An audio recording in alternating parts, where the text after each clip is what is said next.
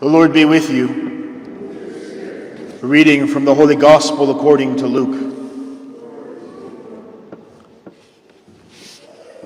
Some people told Jesus about the Galileans, whose blood Pilate had mingled with the blood of their sacrifices. Jesus said to them in reply, "Do you think that because these Galileans suffered in this way, they were greater sinners than all other Galileans? By no means.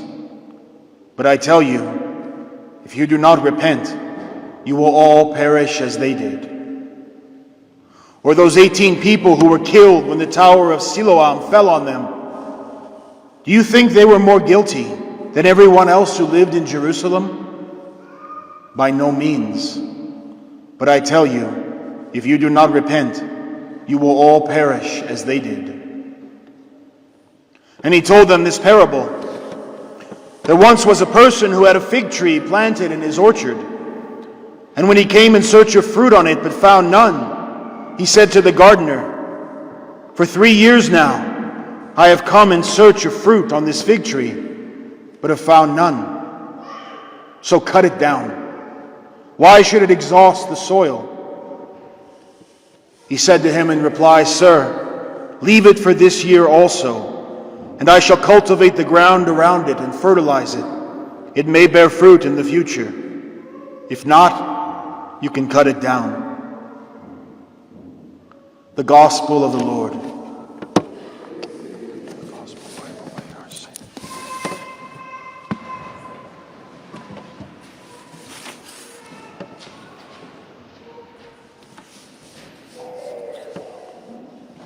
China is the largest communist country in the world.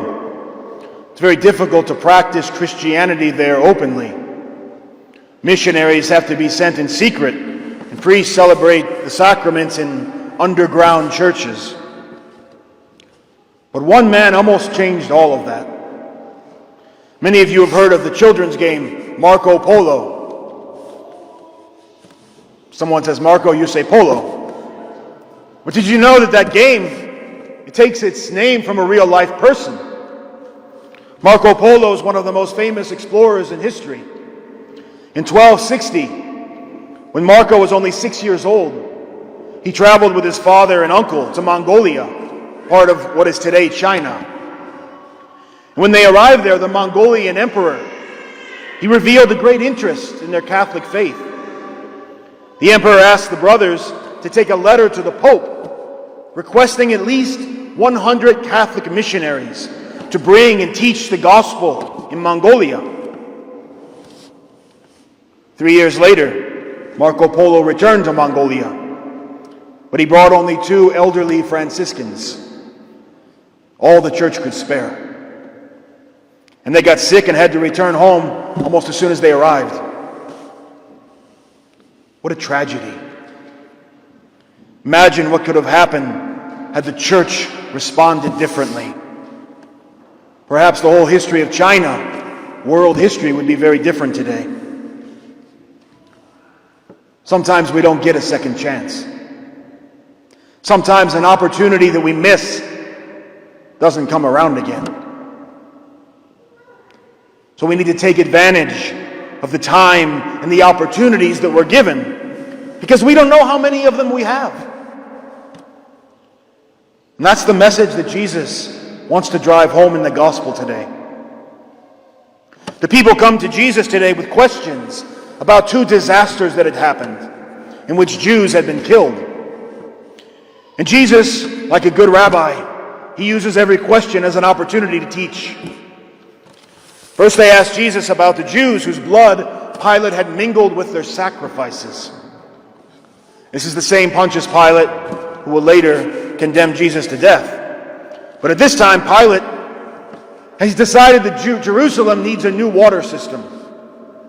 So he intends to build it and to pay for it with taxes on the Jewish temple. Well, the Jewish people are very angry about this, and they're protesting angrily.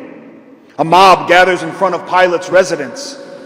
And so Pilate tells his soldiers to disguise themselves with cloaks and to mingle in the crowd. And when he gives the signal, they're to pull out their weapons and get rid of the crowd. And when the signal came, the soldiers turned on the mob with a violence far beyond their instructions. Many Jews were killed. And the second disaster involved the 18 Jews who were killed when the Tower of Siloam fell on them. These men were working on Pontius Pilate's new water system. And again, Pilate was using the temple taxes. And so the Jews considered the men working for them as traitors. And so they assumed the tower fell on them because of their sin. You sin, you suffer, you die. This was at the heart of their question as they came to Jesus. Did these people die because of their sins? For the Jews, sin and suffering were very connected. One had to do with the other. If you were a sinner, bad things happened to you. At the same time, if you were good and followed all of God's laws, good things would happen. And you would be blessed with home, health, and wealth. But today Jesus says no. He destroys these ideas. He says to them clearly, do you think these people died? Do you think they were worse than everyone else in Israel? They didn't suffer and die because of their sins. They suffered and died because a tower fell on them. But I tell you this, everyone who sins will die. And Jesus isn't talking here simply about an earthly death. He's talking about what Revelation calls the second death. Jesus is saying everyone who lives a life of sin will die the second death. And this is the death of hell. Many people who do evil things, they enjoy a long life, riches, fame, while many good people suffer and die at a young age. Evil doesn't always bring earthly suffering, and holiness does not always mean earthly happiness and long life. But both evil and holiness will receive their just reward at the moment of death. This is what Jesus wants them to understand. How you live now, the choices you make today, your decisions for or against God, all of that will be revealed and rewarded in the next life. And this leads Jesus to his next point, and he uses a parable to explain it. He says that a man planted a fig tree, and then he came back to see if that fig tree had borne fruit, if there were figs on the branches. But there weren't any.